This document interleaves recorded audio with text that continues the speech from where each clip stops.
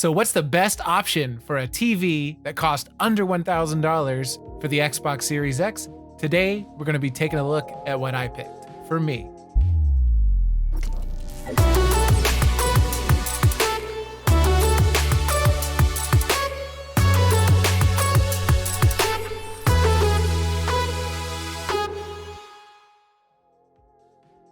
Hey guys, welcome back to Cringy Tech Talk. My name is Chris. If you're new here, then welcome. This is a channel where we talk about all things tech with a focus on gaming and streaming for both consoles and PCs. If that's something that you're interested in, then please consider subscribing and hitting the bell so you can get notifications when I make my next video. So before we get started, I just want to say that there are a lot of options in this range, and this video is specifically talking about what I picked for me. We'll look in detail at what specific features I was looking for in my TV, and I hope that'll help you make a little bit more of an informed decision when you're making your purchase for next gen. So without further ado, let's take a look at the TCL R635.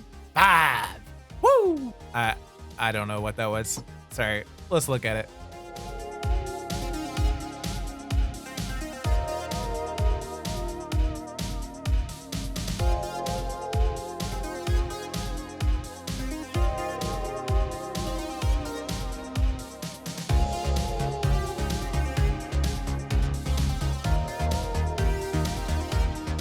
All right, let's start off with the build quality. This TV is solid. I picked it up from Best Buy for $899 about 2 months ago, and I've had no issues with it so far. I have it mounted on my wall, as you can see from the clips there. It has a nice brushed aluminum bezel and a really thin bezel, so it looks really great on the wall. It's a 300 by 300 VESA mount, and I haven't had any issues pulling it all the way out and doing all the tilts and swivels.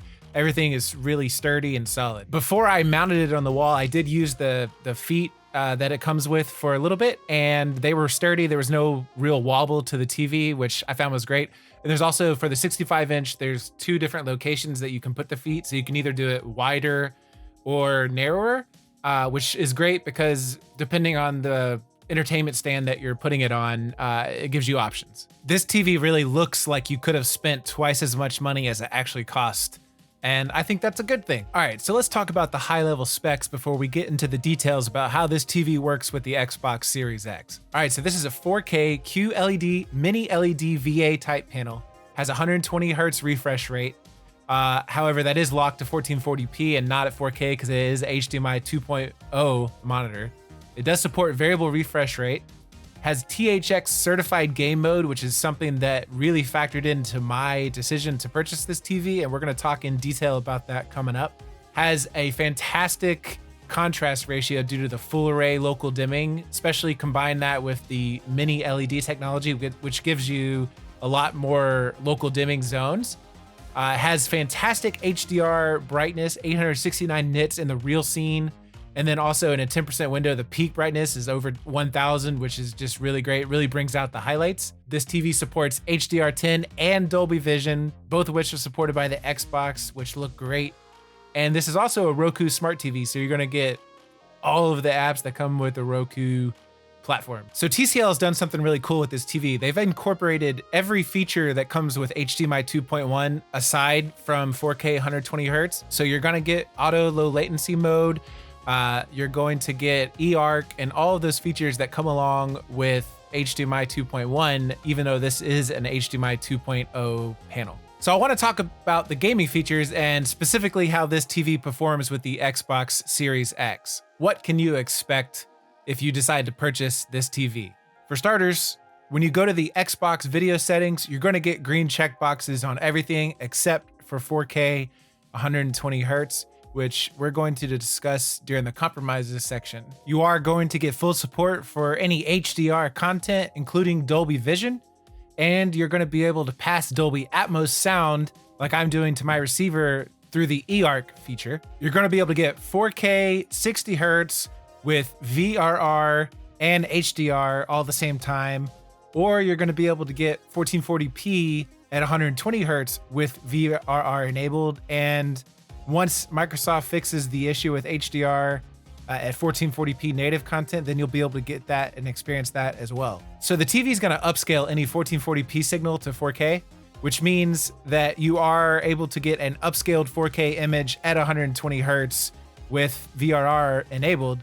And honestly, for me, I leave it at 4K 60 with all the features turned on for the most part, because either the games I'm playing right now don't support 120 frames, or they're slower type games like RPGs and whatnot. However, if I do want to play a competitive game, say at 120 FPS, then it's always an option to go ahead and set it down to 1440p, ramp up that frame rate to 120, and enjoy that. And the picture quality is still fantastic in that mode. So that brings us to THX certified game mode, which was really my driving factor behind purchasing this TV over some of the other ones that I tried out. It sounds like a bunch of marketing gibberish, but it's not. So THX certified game mode is new to the industry, and honestly, I think it's pretty awesome. I thought it was marketing gimmick at first, but after comparing a bunch of TVs, I'm gonna explain the difference here. So first off, it's a preset that's actually built into the display that will show up in your menu options as you're selecting your picture profiles. And the key here is it says you get the fast responsiveness that serious gamers demand, but you also reveal all the vivid detail you expect, which is key. And I just want to go through some of these things. So they have these, this is on the THX website here. THX game mode ensures picture settings are carefully adjusted to deliver vibrant colors. Any THX game mode is required to have a refresh rate of 120 hertz. So the speed, input lag is a big one. So THX TVs have low latency to ensure the image and controllers are in sync so players can see and react to the action instantly with minimal lag. THX game mode ensures that this immediacy and switches off any unnecessary video processing. And this is key that we're going to talk about when I'm done looking here. I just want to point that out. THX also ensures low dark to light rise time transitions, which is really important, especially for playing HDR games. You want to make sure that you're not getting into that black smearing.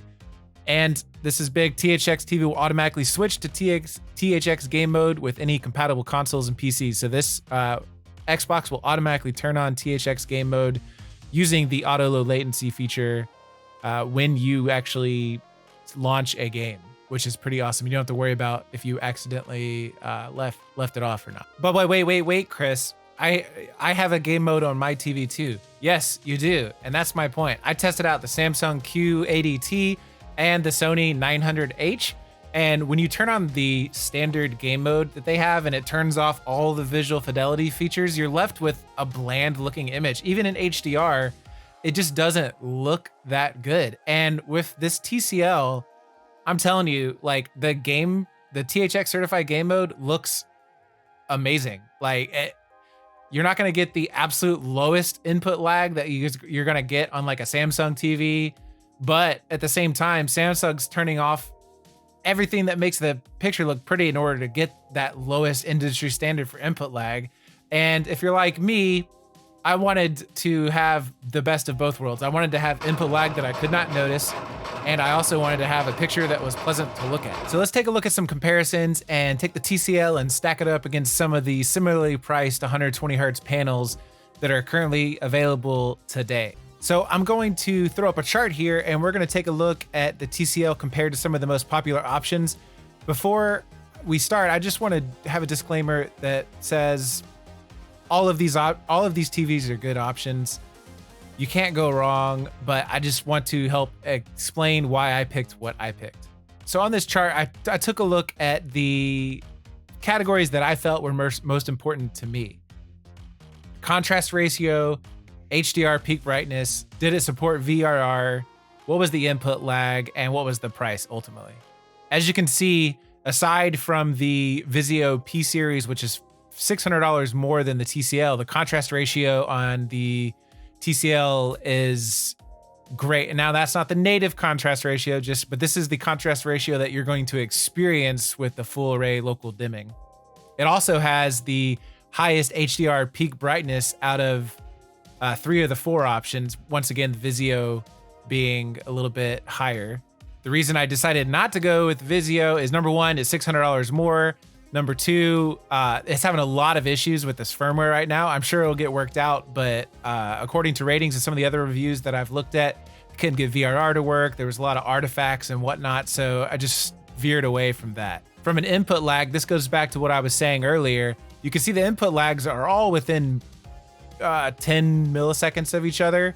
And honestly, you're not going to really notice that for your normal gaming, and the fact that you still get to maintain a high fidelity picture with the TCL is one of my main reasons.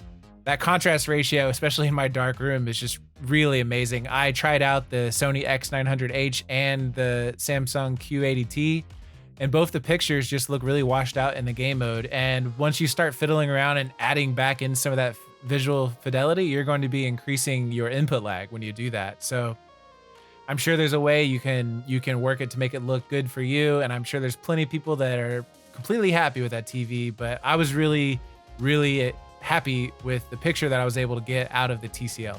And that brings us to the second to last category, which is compromises. What are the compromises if you decide to go with this TV? The main thing, you're just not gonna get 4K at 120 hertz because this does not support HDMI 2.1. That's really the only compromise that I can think of. Some of the people, including ratings and some of the other reviews, have said that there's been a lot of blooming with this model, but I must have won the panel lottery because I don't have any blooming around subtitles. Not any more than you would notice on another LED TV. That's just due to the technology. But it looks great on my TV, so I can't comment on that. If you have had blooming issues with your TCL, then please let me know in the comments. I'm curious. And to be honest, this is just a really strange time to be buying a new TV because we're on the precipice or the edge of a new technology being HDMI 2.1.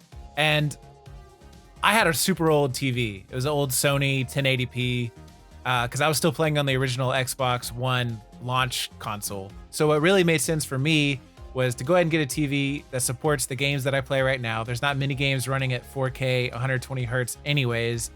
Get a TV that has a fantastic picture, that's a decent budget price, and honestly, a few years down the road, once 4K 120 is a thing everywhere, then yeah, I might upgrade and sell this one and we'll go from there. But for right now, I didn't want to drop $1,800 on a new TV for like the LG CX or something like that because, you know, later on down the road, next year and beyond, all the TV manufacturers are going to start making this the new standard for HDMI 2.1, and then the prices are going to come down.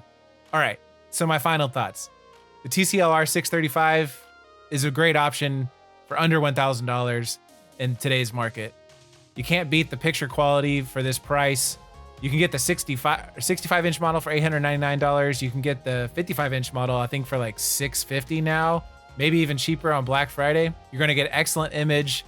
You're still going to be able to do 120 FPS gaming at the 1440p. Then it'll just upscale the image and still look great. So for competitive gamers, you can still have that super low and super smooth movement and aiming.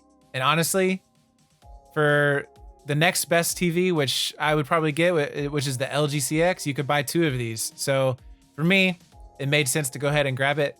Thanks so much, guys, for joining in. If you like this video, please consider subscribing and hitting that like button. If you have any questions, feel free to leave a comment below. I love to talk and interact in the comments. So any questions about the TV or anything else, then hit me up and let's talk about it. You guys have a good one.